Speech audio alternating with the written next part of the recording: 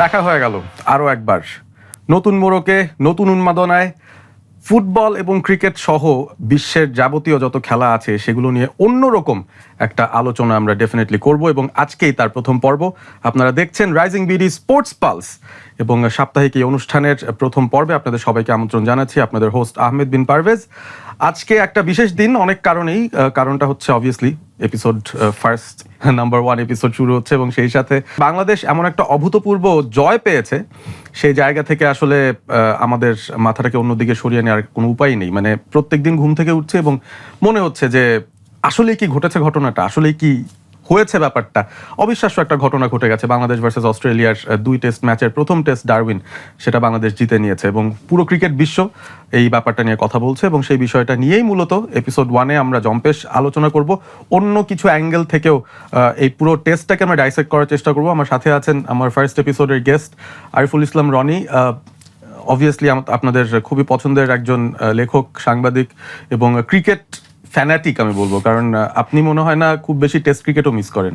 হ্যাঁ, না, টেস্ট ক্রিকেটটাই সবচেয়ে বেশি ভালো লাগে এবং অস্ট্রেলিয়ায় টেস্ট ক্রিকেট হলে আরও বেশি ভালো লাগে, কারণ ওটা স্বাদটাই অন্যরকম আসলে, সব কিছু মিলিয়ে, খেলা, প্রোডাকশন সব কিছু মিলিয়ে। সো হ্যাঁ, ক্রিকেট ফ্যানাটিক। ওকে, ফাইন। আচ্ছা, তার মানে আমার ইন্ট্রোডাকশনটা ঠিকঠাক ছিল। রনি ভাইয়ের কাছে ফার্স্ট যে প্রশ্ন সেটা হচ্ছে, আপনি যেহেতু এত টেস্ট দেখেছেন, এত টেস্ট কভার করেছেন এবং একটা টেস্ট ক্রিকেটের যদি একটা পারফেক্ট টেমপ্লেট তৈরি করতে বলা হয়, একটা টিমকে যদি জিততে হলে একটা টেস্ট একটা পারফেক্ট টেমপ্লেট তৈরি করতে বলা হয় যে 5 দিন ধরে কি কি ঠিক করতে হবে, যেই টিকমার্কগুলো আপনি দিতে পারলে মোর অফেন দেন নট আপনি টেস্ট ম্যাচ জিতবেন। এখন সাধারণত আমরা অন্যান্য অনেক টেস্ট ম্যাচে কিন্তু দেখেছি যে খুব অস্বাভাবিক একটা পারফরমেন্স বা একটা সেশনে মোড় ঘোরানো কোনো ইন্ডিভিজুয়াল কাজ দিয়ে একটা টেস্টের মোড় ঘুরে গেল বা এরকমভাবে একটা টেস্টের রেজাল্ট বের হয়ে আসলো। এতটা পারফেক্টলি টেমপ্লেট মেনে একটা টেস্টের র্যাঙ্কিংয়ের 9ম র্যাঙ্কড একটা টিম টেস্ট র্যাঙ্কিংয়ের 1 নম্বর টিমকে হারিয়ে দেবে, মানে এই ব্যাপারটা আসলে কিভাবে দেখছেন? মানে এতটা পারফেক্ট কিভাবে হলো ব্যাপারটা? হ্যাঁ, এই জন্যই আসলে এটা একটা রিমার্কেবল টেস্ট। এটা আমাদের ক্রিকেট হিস্ট্রির গ্রেটেস্ট উইন, গ্রেটেস্ট অ্যাচিভমেন্ট। এবং আমি টেস্ট শেষ হওয়া মাত্রই লিখেছি যে আমাদের ক্রিকেট হিস্ট্রির গ্রেটেস্ট ডে। সো মানে এত এত দারুণভাবে বাংলাদেশ জিতেছে, শুধু 9 উইকেটে না, শুধু দাপট দেখিয়ে না। আপনি যেটা বললেন যে প্রত্যেকটা জিনিস পারফেক্ট, অলমোস্ট পারফেক্ট। এবং ওল্ড স্কুল টেস্ট ক্রিকেট, যেটা নিয়ে অনেক আলোচনা হচ্ছে আপনার অস্ট্রেলিয়া, ইংল্যান্ডের ক্রিকেট মহলে। এবং আমার এত ভালো লাগছে, আপনার সঙ্গে শোয়ের আগে কথা বলছিলাম যে বিভিন্ন জায়গায় বাংলাদেশকে নিয়ে যেভাবে আলোচনা হচ্ছে আপনার পডকাস্টগুলোতে, শোগুলোতে, ইংল্যান্ডের বিভিন্ন পডকাস্টে সাবেক ক্রিকেটাররা তারা বলছে যে আমরা পারিনি, বাংলাদেশ পেরেছে, যে ক্রিকেটটা আমাদের খেলা উচিত ছিল। এবং যারা স্পেশালি বাজ বলের এগেনস্টে, তারা বলছে যে এটাই তো আমরা চেয়েছিলাম, এটা আমাদের খেলা উচিত ছিল। ফিল টাফনেল, ইংল্যান্ডের সাবেক স্পিনার, তারা একটা পডকাস্ট করে, অ্যালিস্টার কুক, মাইকেল ভন তাদের সঙ্গে মিলিয়ে ফিল টাফনেল বলছিলেন যে এটাই তো আমাদের করা উচিত ছিল, সেটা বাংলাদেশ করেছে। সো সব কিছু মিলিয়ে মানে মানে এভরিথিং ওয়াজ সো পারফেক্ট। এখন আপনি যদি আরও ব্যাকগ্রাউন্ডটা চিন্তা করেন, প্রস্তুতি ম্যাচে 54 রানে অল আউট, সেখান থেকে এসে মানে এটা রিমার্কেবল ব্যাপার। এবং আমরা এই ধরনের কাজ অনেক সময় দেখি, হুট করে পাকিস্তান করে ফেলে, হুট করে ওয়েস্ট ইন্ডিজ করে ফেলে, কিন্তু বাংলাদেশ করেছে। এবং হলো যে কোনো চটকদার পারফরমেন্সে না, একদম ওল্ড স্কুল, প্রত্যেক জিনিস ঠিকঠাক করে। আপনি হাসান মাহমুদ উইকেট নিয়েছে 9টায়, আপনি হয়তো একটা স্মরণীয় ডেলিভারি তার আপনি মনে করতে পারবেন না, কিন্তু তিনি তার কাজটা করে গেছেন। এখন অনেকে বলছেন ম্যাকগ্রাকে সামনে রেখে, ফ্লেমিং বলছেন যে ম্যাকগ্রার মতো বল করেছেন হাসান মাহমুদ। ওই যে একটা প্রুভিং লাইন লেন্থে বল করে যাওয়া, ব্যাটসম্যানদের টেস্ট নেওয়া, সেই কাজটা তিনি করেছেন। মিরাজ একদমই ট্র্যাডিশনাল অফ স্পিনার, কিন্তু একদম সেই প্রথাগত স্পিন দিয়ে তিনি ওই ব্যাটসম্যানদের ধৈর্যের পরীক্ষাটা নিয়েছেন, আস্তে আস্তে সেট আপ করেছেন।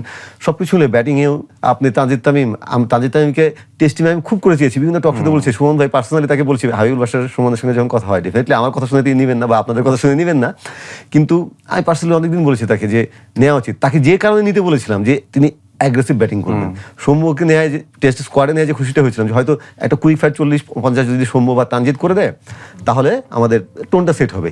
কিন্তু তানজিদ করছে উল্টো, তিনি যে সেঞ্চুরিটা করেছেন যেটা তার পুরো ক্যারেক্টারের বাইরে, একদম ট্র্যাডিশনাল ওপেনারদের মতো তিনি খেলছেন। সবকিছু মিলিয়ে শিয়া বাটার ও ভিটামিনে সমৃদ্ধ লিলি বিউটি সোপ, তারুণ্যময় উজ্জ্বল ত্বকের জন্য।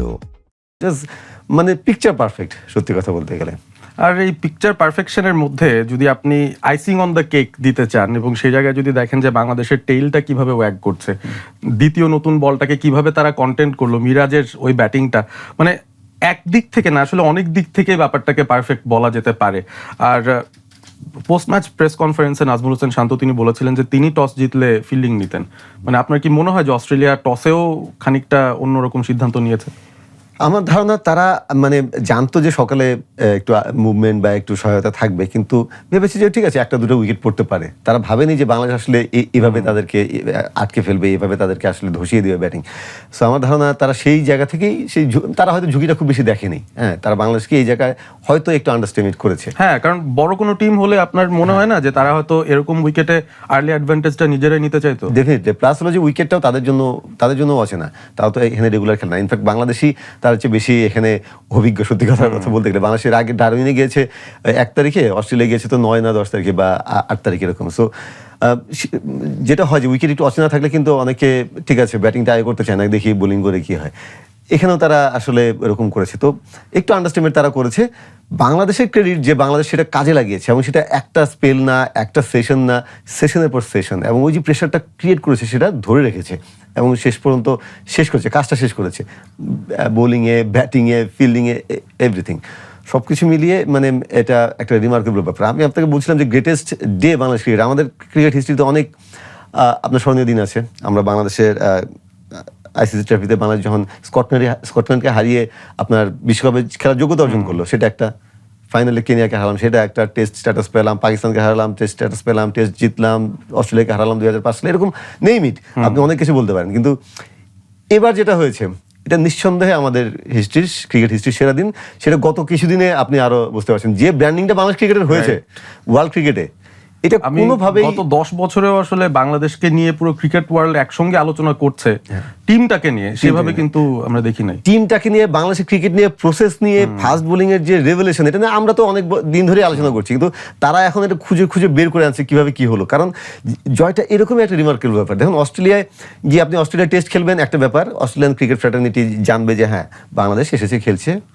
আপনি অস্ট্রেলিয়ার সাথে ফাইট করবেন, ওরা বলবে ভালো, পিচ চাপড়ে দেবে, ওয়েল প্লেড। হয়তো ইংল্যান্ডের ক্রিকেট ফলোয়ার যারা আছে তারা বলবে যে ওয়েল প্লেড, 2 দিন পরে ভুলে যাবে। কিন্তু যখন আপনি অস্ট্রেলিয়াকে হারিয়ে দিবেন, এটা ভাই তোলপাড়, একটা সুনামি। এবং সেই সুনামির জোয়ার আপনি দেখতে পাচ্ছেন, মানে গোটা ক্রিকেট ওয়ার্ল্ডকে কিন্তু ভাসিয়ে নিয়ে গেছে। এবং সবাই ক্রিকেট বিশ্বের, সেটা ফলোয়ার থেকে শুরু করে বিশেষজ্ঞ, সবাই কিন্তু কথা বলছে। সো এই ব্র্যান্ডিং বাংলাদেশ ক্রিকেটের, আমার মানে বাংলাদেশ ক্রিকেটের হিস্ট্রি তো হয় না সত্যি কথা বলতে গেলে। বাংলাদেশ যখন ওই অস্ট্রেলিয়া থেকে হারাক কিংবা বিশ্বকাপে পাকিস্তানকে হারাক, এরকম ব্র্যান্ডিং আমার মনে পড়ে না যে কখনো হয়েছে। সোশ্যাল মিডিয়ার একটা ব্যাপার আছে, তখন তো আর সোশ্যাল মিডিয়া ওই সময় ছিল না, এই সময় আছে। সবকিছু মিলেই অসাধারণ ব্র্যান্ডিং। এই জন্যই অস্ট্রেলিয়াতে গিয়ে হারানো এবং এভাবে হারানোটার এই মাহাত্ম্যটা, এবং এই জন্যই আমরা এভাবে সেলিব্রেট করছি। অনেকেই বুঝতে পারছে না যে আসলে একটা টেস্ট জিতে এরকম সেলিব্রেট করার কি আছে, যারা হয়তো ওইভাবে কিন ফলোয়ার না।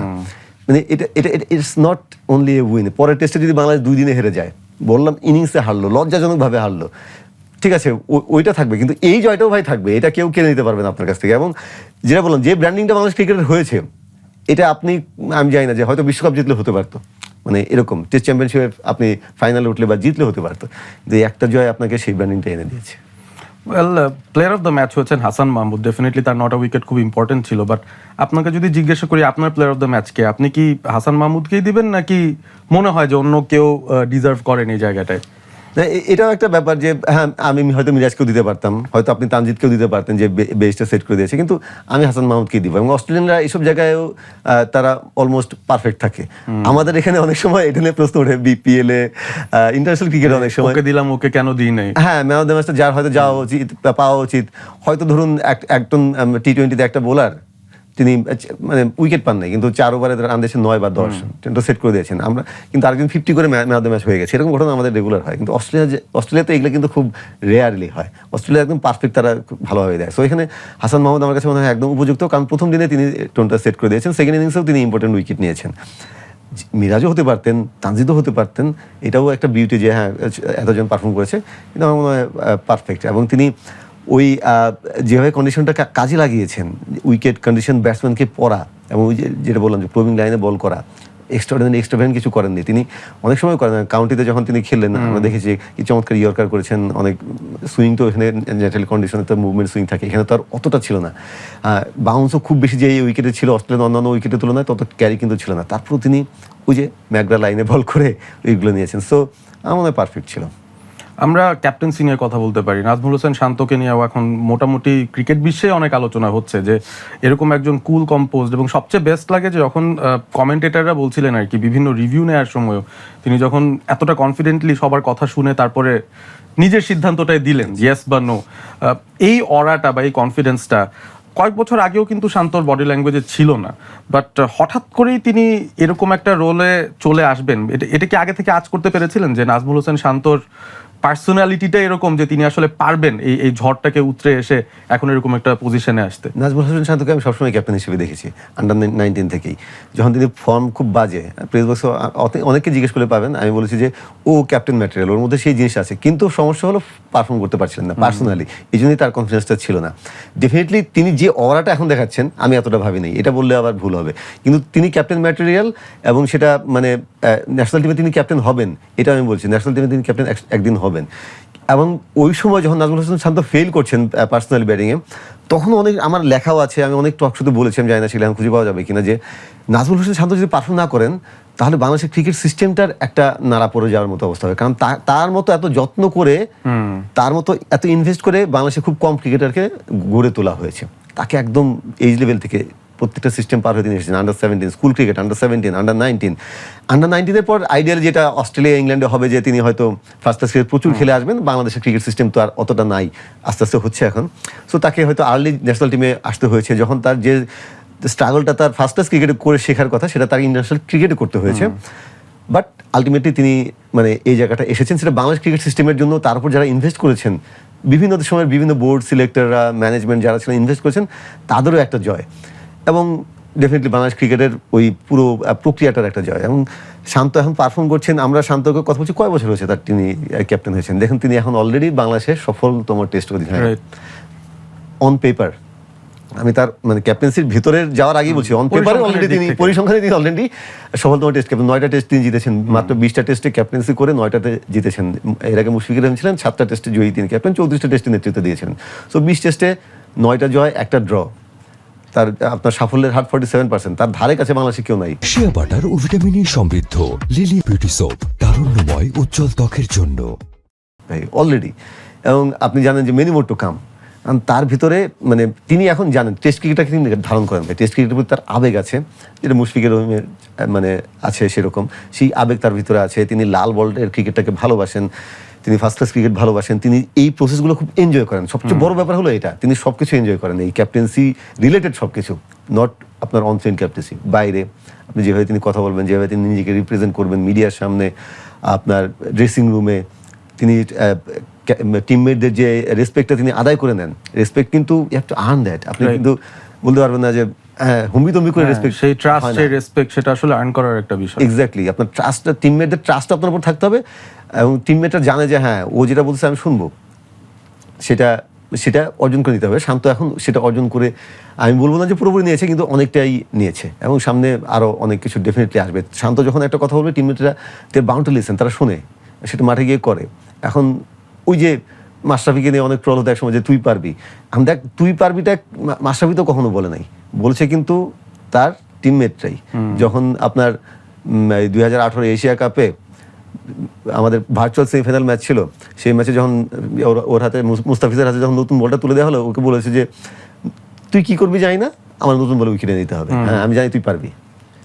মুস্তাফিজ পেরেছেন, মুস্তাফিজ এসে বলেছেন।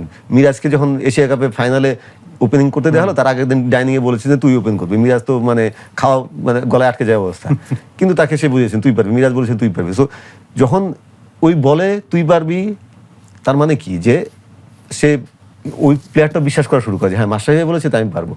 সো আমি মনে করি যে শান্তও এখন তুই পারবি নট নেসেসারি যে তুই পারবি বলছে, কিন্তু শান্ত যেটা বলছে সেটা টিমমেটরা মনে করছে না সেটা সত্যি, সেই ট্রাস্টটা শান্ত অর্জন করে নিয়েছেন।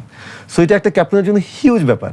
হ্যাঁ, তারপরে তো অনফিল্ড ক্যাপ্টেন্সি তার আপনার আছে, তার টেকনিক্যাল দিকগুলো আপনি দেখেন, এই টেস্টে তার কতগুলো বোলিং চেঞ্জ কাজে লেগে গেছিল, এটা কাকতালীয় ব্যাপার না। এবং কিছু কিছু স্পেল তিনি যে লম্বা করেছেন সেটাও যে উপকারে দিয়েছে। একদম ফার্স্ট টেস্টের ফার্স্ট দিনেই হাসান মাহমুদের স্পেলটা 6-7 ওভার নেওয়াতে, এবাদতের ফার্স্ট স্পেলটাও 6-7 ওভার নেওয়াতে উইকেট পড়েছে। সো অনেক দারুণ কিছু ঘটনা ঘটেছে। হ্যাঁ, ওটাই বলছিলাম যেটা কাকতালীয় না, মনে হতে পারে যে চেঞ্জ করছে আর উইকেট পড়ছে, কাকতালীয় না, তার পিছনে একদম ক্রিকেটিং থট আছে, তার পেছনে বাতাস কখন কোন অবস্থায় আছে, ব্যাটসম্যানকে কোন এন্ট্রে বোলিং করলে ভালো হবে, কোন সময়টা করলে ভালো হবে, ব্যাটসম্যান এখন কি কোন ব্যাটসম্যানের জন্য কি দরকার, এবং ডেফিনেটলি তার ব্যাক এন্ডে যারা অ্যানালিস্ট আছেন তাদের তো ইনপুট আছে সব কিছু মিলিয়ে।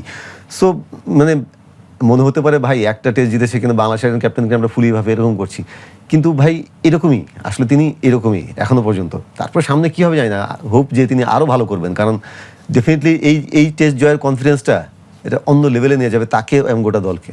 লেটস হোপ মানে এই বাতাসটা যেন বাংলাদেশের যে টেস্ট ক্রেডিবিলিটি আছে সেটাকে পার্মানেন্টলি একটা লেভেলে নিয়ে আসে। এই মুহূর্তে আমরা জানি যে বাংলাদেশ টেস্ট চ্যাম্পিয়নশিপে 4-এ উঠে আছে, আর টেস্ট র্যাঙ্কিংয়েও যেটা আপডেট হবে সেখানে বাংলাদেশের 6-এ উঠে যাওয়ার কথা, ফ্রম 9 to 6 এক লাফে। তো বাংলাদেশ কি আসলে বিশ্বাস করে এই মুহূর্তে যে তারা আসলেই এই মুহূর্তে ওয়ার্ল্ড ক্রিকেটের টপ 6 টেস্ট টিমের মধ্যে একটা? কারণ দুইটা টায়ার যদি হয় 6-6, do Bangladesh deserve two be in the top 6 এখন? আমি মনে করি যে তাদের বিশ্বাস করা উচিত। আমি স্পেসিফিকলি বলতে পারবো না যে তারা আসলে সেটা বিশ্বাস করে কিনা, কিন্তু তারা ডেফিনেটলি এটা বিশ্বাস করে যে তারা আগের চেয়ে অনেক ভালো টেস্ট দল। তারা ডেফিনেটলি এটা বিশ্বাস করে যে তারা মানে অস্ট্রেলিয়াতে গিয়ে অস্ট্রেলিয়াতে হারাতে পারে। এটা বিশ্বাস না থাকলে তো ভাই হতো না, তাই না? এবং সেটা আপনার এমন না যে হুট করে হয়ে গেছে। 11টা সেশনে আপনার 9টা বাংলাদেশ হয়তো ডমিনেট করে জিতেছে, আর টাই হতে পারে, অস্ট্রেলিয়া একটা সেশনে জিতে নেই। সো এটা বিশ্বাস না থাকলে হয় না। বাংলাদেশ পাকিস্তানে গিয়ে পাকিস্তানকে হারিয়েছে, বাংলাদেশেও হারিয়েছে। বাংলাদেশ গত কয়েক বছরে গত 20 বছরে উপমহাদেশের একমাত্র দল বাংলাদেশ যারা অস্ট্রেলিয়া এবং নিউজিল্যান্ডে জিতেছে। রাইট। হ্যাঁ, টুরিং টিমগুলোর জন্য সবচেয়ে কঠিন দুটো জায়গার মধ্যে আছে আর কি। সাউথ আফ্রিকা খুব কঠিন, সামনে একটা বাংলাদেশের হিউজ টেস্ট আছে সাউথ আফ্রিকায়। সো ডেফিনেটলি বাংলাদেশ সেই বিশ্বাসের জায়গাটায় গিয়েছে। সো বিশ্বাস না করার কোনো কারণ নেই। এবং ওয়েস্ট ইন্ডিজে গিয়ে খুব টাফ উইকেটে ম্যাচ এবং খুব বাজে অবস্থা থেকে ম্যাচ জিতেছে, তাই না? সো মনে হতে পারে ওয়েস্ট ইন্ডিজ, কিন্তু ওয়েস্ট ইন্ডিজ যে উইকেটে খেলা হয় এবং ওয়েস্ট ইন্ডিজের পেস বোলিং কিন্তু যথেষ্ট ভালো এখন। সো উইকেটে জিতে আসা কিন্তু কঠিন চ্যালেঞ্জ, তো সেখানে জিতেছে। সো না করার কোনো কারণ নেই। হ্যাঁ, ওয়ান অফ বাজে কিছু রেজাল্ট তো এসেছে, জিম্বাবুয়েতে এসেছে, টুকটাক ওই যে ওয়েস্ট ইন্ডিজের কাছেও হেরেছে, এরকম এসেছে, কিন্তু আগের চেয়ে অনেক বেশি ধারাবাহিক আপনি দেখতেই পাচ্ছেন। এবং গত 24 টেস্টে বাংলাদেশ 12টা জিতেছে। এটা তো এমনি না, বিশ্বাস না থাকলে হয় না। So definitely. আচ্ছা, আমরা বাংলাদেশের যে সবচেয়ে বড় রেভলিউশনটা নিয়ে কথা হচ্ছে, যেটার ইম্প্যাক্টটা হোয়াইট বল ক্রিকেট টেস্টে সব জায়গায় এসে পড়ছে, সেটা হচ্ছে পেস বোলিং। মানে আমরা মিরপুর, ধানক্ষেত এগুলো নিয়ে কি কথা বলতাম, সেই জায়গা থেকে এখন পেস বোলাররা বেরিয়ে আসছেন, একের পর এক বেরিয়ে আসছেন। বাংলাদেশের ন্যাশনাল টিম ছাড়াও এইচপি টিম, এ টিম, তারপরে হচ্ছে ইমার্জিং টিম, এতগুলো আলাদা আলাদা টিম এতগুলো আলাদা আলাদা ফরম্যাটে খেলতে যাচ্ছে, এবং সেখানেও আমাদের কিন্তু পেস বোলারদের অভাব হচ্ছে না। প্রত্যেকটা জায়গাতেই মোটামুটি ওয়েল ব্যালেন্সড কিছু পেস অ্যাটাক আমরা কিন্তু পাঠাতে পারছি। তো এই রেভলিউশনটাকে আপনি অ্যাকচুয়ালি কিভাবে দেখছেন? আর এই মুহূর্তে Shariful is still pretty young, Hasan Mahmud is pretty young, কিন্তু নাহিদ রানাও ইয়াং আছেন, বাট এই যে তাসকিনরা কিংবা এবাদত খালেদরা, তারা চলে গেলে এই রেড বলটাকে ভালোবাসে, আপনার পার্সপেক্টিভ থেকে এরকম কোন পেসাররা আছেন যারা অ্যাকচুয়ালি পরবর্তীতে আসবেন এবং ওয়ার্ল্ড ক্রিকেট নতুন করে তাদেরকে চিনবে আসলে এই মোড়কে? হ্যাঁ, না, পেস বোলিং রেভলিউশনটা তো আসলে আমরা তো টুকটাক বলছিলাম, অস্ট্রেলিয়া যে পারফর্ম করার পরে এবং নাহিদ রানাকে ছাড়া পারফর্ম করেছে এভাবে, তো অস্ট্রেলিয়া এখন ওয়ার্ল্ড ক্রিকেট সেটাকে এইভাবে খুব ভালো রিকগনিশন দিচ্ছে, কি তারা গবেষণা করে বের করছে। আমরা তো জানি ভাই মমিনুল এটা নিয়ে কত কাজ করেছেন। মমিনুলের সময় এই রেভলিউশনের শুরু। মমিনুল খুব রিল্যাক্টেন্ট একজন টেস্ট ক্যাপ্টেন ছিলেন, তাকে যখন ক্যাপ্টেন্সি দেওয়া হয় তিনি তো আসলে রেডি ছিলেন না, নিতেও চান নাই। তখন সাকিব আল হাসান নিষিদ্ধ হলেন, তিনি বাধ্য হলেন নেতৃত্ব নিতে। তাকে নিজের সঙ্গে তিনি ফাইট করেছেন। একটা পর্যায়ে তার মনে হয়েছে জানেন ঠিক আছে, যখন নিয়েছি চ্যালেঞ্জটা নেই, চ্যালেঞ্জটা নিতে গিয়ে তিনি দেখেছেন জানেন আমাকে ভালো করতে হলে আমার পেস বোলার লাগবে। তিনি সেটাকে একটা আন্দোলনের পর্যায়ে নিয়ে গেছিলেন। খুব লাকিলি সেই সময় টিমে রাসেল ডোমিঙ্গো তাকে সাপোর্ট করেছেন। সবচেয়ে বড় সাপোর্টটা তিনি পেয়েছেন ওটিস গিবসনের কাছ থেকে। ডোনাল্ডকে যেমন অনেকে কৃতিত্ব দিচ্ছেন, ডোনাল্ডের আগে কিন্তু কৃতিত্বটা ওটিস গিবসনের প্রাপ্য। ওটিস গিবসন এমন কোনো প্রেস কনফারেন্স নাই যে আমাদেরকে এটা বলতো না দেশের মাটিতে তিনি তিনজন পেসার খেলাবেন, উইকেট যেমনই হোক তিনজন পেসার খেলাবেন, যেটা নিয়ে টিম ম্যানেজমেন্টের সঙ্গে তিনি ফাইট করেছেন, সিলেক্টরদের সঙ্গে ফাইট করেছেন। গিবসন এটা করেছেন। সো গিবসনকে সেই কৃতিত্ব দিতে হবে, মমিনুলকে সেই কৃতিত্ব দিতে হবে। আমাদের ব্যাড লাগছে মমিনুল আসলে নিজের ফর্মটা তার এত বাজে হয়ে গেল, টানা 8টা ইনিংসে তিনি সিঙ্গেল ফিগার আউট হয়েছেন। তারপরে তার টেস্ট ক্যাপ্টেন্সিটা চলে গেছে, তিনি ছেড়েছেন, বাট আসলে চলে গেছে। শান্ত আবার এটাকে অন্য লেভেলে নিয়ে গেছে। লাকিলি আমরা একটা ভালো পেস বোলিং কোচ পেয়ে গেছি। সো গিবসন যেটা যে লিগাসিটা ক্রিয়েট করে গিয়েছিলেন সেটা ডোনাল্ডরা সেটা ধরে রেখেছেন, শন টেট ধরে রেখেছেন। মাঝখানে আন্দ্রে অ্যাডামস খুব ভালো কিছু করতে পারেন না, এই জন্য তার কন্ট্রাক্ট শেষ হওয়ার শেষের বেশ আগে তাকে বাই বলে দেওয়া হয়েছে। কিন্তু শন টেট এবং ডোনাল্ডরা খুব ভালোভাবে সেগুলো ধরে রেখেছেন। এবং একটা ভালো ব্যাপার ছিল বাংলাদেশ পেস বোলিংয়ের জন্য, যে এক একজনের স্ট্রেংথের জায়গা ছিল একটা পেস বোলারদের, পেস বোলিং কোচের। আপনার গিবসন খুব টেকনিক্যালি তিনি কাজগুলো করতেন, যেটা ওই সময়টা জরুরি ছিল। ডোনাল্ড যেটা করতেন টেকনিক্যাল এবং ফাদার ফিগার, তিনি কিন্তু পেসারদের ফাদার ফিগার। এখনো সবার সঙ্গে তার যোগাযোগ আছে, সবার সঙ্গে যোগাযোগ আছে, তিনি পার্সোনালি খোঁজ খবর রাখেন। এবং ডোনাল্ড তাদের মধ্যে বিলিফটা দিয়েছিলেন। শন টেইট এসে সেটাকে ওই ডোনাল্ডের ঘরানারই তিনি আরেকটা। শন টেইট খুব কম কথা বলবেন, কিন্তু যখন যেটা বলবেন সেটা খুবই খুব নিবিড়ভাবে দেখে তিনি সেটা বলবেন এবং সেটা খুব কার্যকর হবে।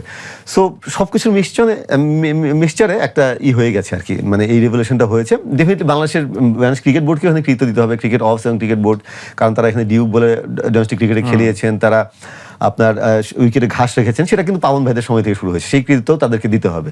পরের বোর্ডগুলো সেটা ধরে রেখেছে। সো সব কিছু মিলিয়ে এই রেভলিউশনটা হয়েছে এবং আমাদের পাইপলাইনে পেসার আছে, পাইপলাইনে এখন যথেষ্ট পেসার আছে। এখন শিয়া বাটার ও ভিটামিন ই সমৃদ্ধ লিলি বিউটি সোপ, তারুণ্যময় উজ্জ্বল ত্বকের জন্য।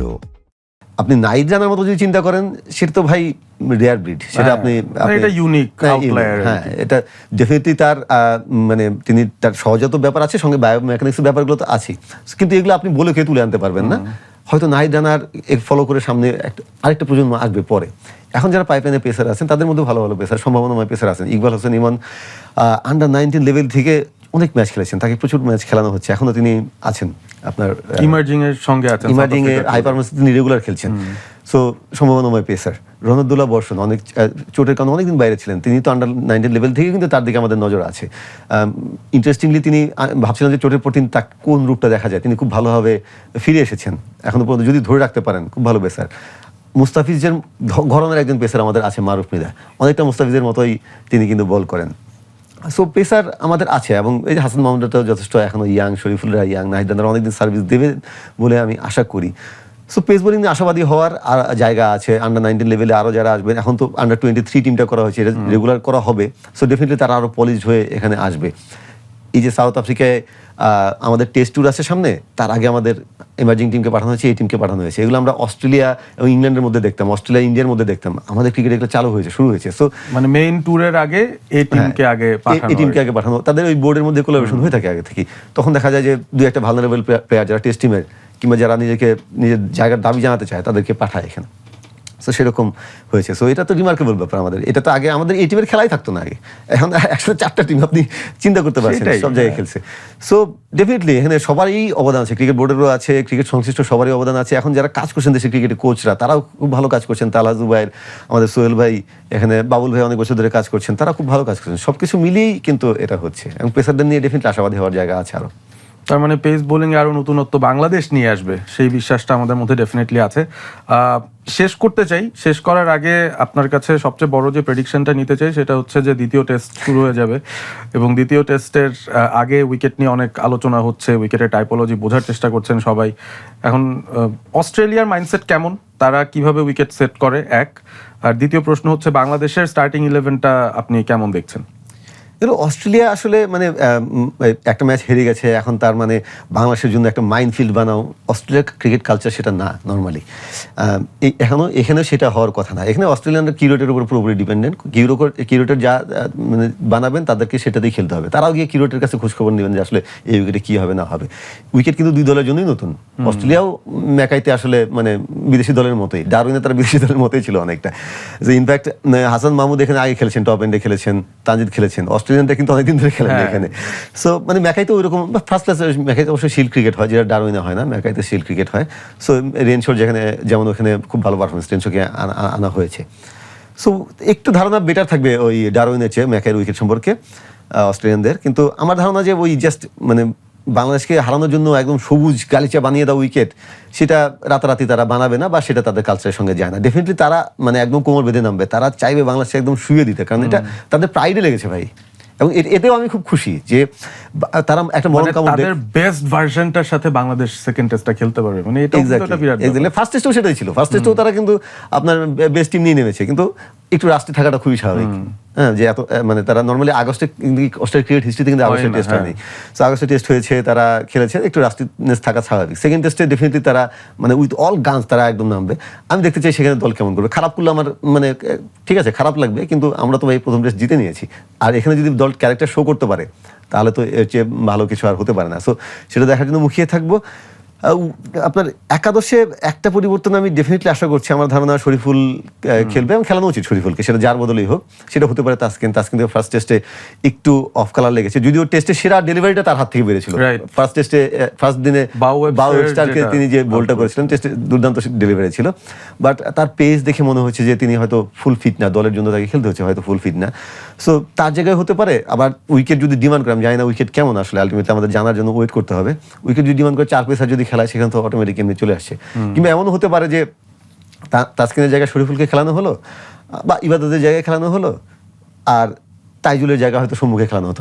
এইটাও হতে পারে, যেহেতু আপনার মানে আগের টেস্টের চেয়ে বাংলাদেশ একটু ইয়াতে থাকতে পারে, একটু হয়তো রক্ষণাত্মক ভাবতে পারে যে আরেকটা বাড়তি ব্যাটসম্যান নিয়ে খেলি, যেহেতু আসলে আমার সেকেন্ড স্পিনারটা কাজে লাগেনি। ডারউইনে 2 স্পিনার নিয়ে খেলানো পারফেক্ট ডিসিশন ছিল। তাই এখানে কেমন, হ্যাঁ এখানে কেমন, এটা আসলে মানে উইকেট না দেখে আমরা বলতে পারতাম। কিন্তু শিল্ড ক্রিকেটে যা দেখেছি বা গত কয়েকদিনে যে ধরনের আলোচনা শুনছি অস্ট্রেলিয়ান ক্রিকেট মিডিয়ায়, তাতে ওই ডারউইনের চেয়ে হয়তো একটু বেশি পেস এবং বাউন্স এখানে থাকবে। সো সেখানে ডেফিনেটলি আপনি মানে 2টা স্পিনার হয়তো খুব জরুরি না। সো সেখানে আপনি তাইজুলের জায়গায় সম্মুখে খেলাতে পারেন, কিংবা তাইজুলের জায়গায় তো কোনো পেসার আপনি নিয়ে নিতে পারেন, শরীফুলকে নিয়ে নিতে পারেন। এই মানে এই অপশনগুলো নিয়ে নাড়াচাড়া করতে পারে। তাছাড়া তো মোটামুটি সেটেল টিম। তার মানে প্রেডিক্টেড 11-এ কিছু চেঞ্জ দুই দলেরই আসবে। অস্ট্রেলিয়ারটা অনেকটা ফোর্স চেঞ্জ, তাদের অফ ফর্মের প্লেয়ারদেরকে তারা ফিরে আনতে চায়, নতুন নতুন প্লেয়ারদের সুযোগ দেবে। রেনশো আবার ফেরত আসছেন, which is a good thing. একেবারে শেষে আপনার প্রেডিকশনটাই জানতে চাই রিগার্ডিং দ্য সেকেন্ড টেস্ট। কি হতে পারে এটার রেজাল্ট? রিয়েলিস্টিক্যালি আপনি একটা রিয়েলিস্টিক্যালি মনে হচ্ছে অস্ট্রেলিয়া জিতবে। আমি বাংলাদেশের ফাইটটা দেখতে চাই, বাংলাদেশ 4 দিন খেলুক 5 দিন খেলুক, ফাইটটা দেখতে চাই। আমাদের এর আগে যেটা স্মরণীয় টেস্ট জয় ছিল মাউন্ট মঙ্গা নিয়ে নিউজিল্যান্ডের সঙ্গে, ওই জেতার পরের টেস্টে আমরা বেশ বাজেভাবে হেরেছিলাম, সবুজ উইকেট ছিল একদম ক্রাইস্টচার্চে। তো এবারও মানে সেরকম কিছু যদি হয়, সেটা বিস্ময়ের কিছু হবে না। কিন্তু আমি দলের ফাইটটা দেখতে চাইবো, কিন্তু সম্ভাবনা বলে প্রেডিকশন বলে অস্ট্রেলিয়া জিতবে। ওকে, তাহলে এই নোটেই আমরা শেষ করতে পারি। অস্ট্রেলিয়া এই ম্যাচ জেতা মানে কিন্তু সিরিজ জেতে নাই, সিরিজটা ড্র হয়ে যাবে। বাংলাদেশ প্রথম ম্যাচটা জিতেছে, সেই ইতিহাস রচনা করেছে এবং আমরা সেই ইতিহাসের উপর রাইড করে সেকেন্ড টেস্টটাও খুব এক্সাইটমেন্ট নিয়ে দেখতে চাই। যদিও দেখার অপশনস নিয়ে আমরা অফের আলোচনা করছিলাম, সেটা নিয়ে আর আলোচনাটা দীর্ঘায়িত না করি। আপনারা দেখছেন রাইজিং বিডি স্পোর্টস পালস। অনেক অনেক ধন্যবাদ আরিফুল ইসলাম রনি আমাদেরকে সময় দেওয়ার জন্য, এবং আশা করি দর্শকরা আপনারা এনজয় করেছেন এই আলোচনা। আমরা প্রতি সপ্তাহে স্পোর্টসের বিভিন্ন অ্যাঙ্গেল থেকে বাংলাদেশের বাইরে যা যা হচ্ছে সেই ঘটনাগুলো আপনাদের সামনে তুলে ধরার চেষ্টা করবো। একজন আলোচক সাথে থাকবেন এবং সেই বিশ্লেষণগুলোই আপনাদের জন্য আমাদের থাকবে প্রতি সপ্তাহে। ভালো থাকবেন সবাই, দেখা হবে আগামী সপ্তাহে।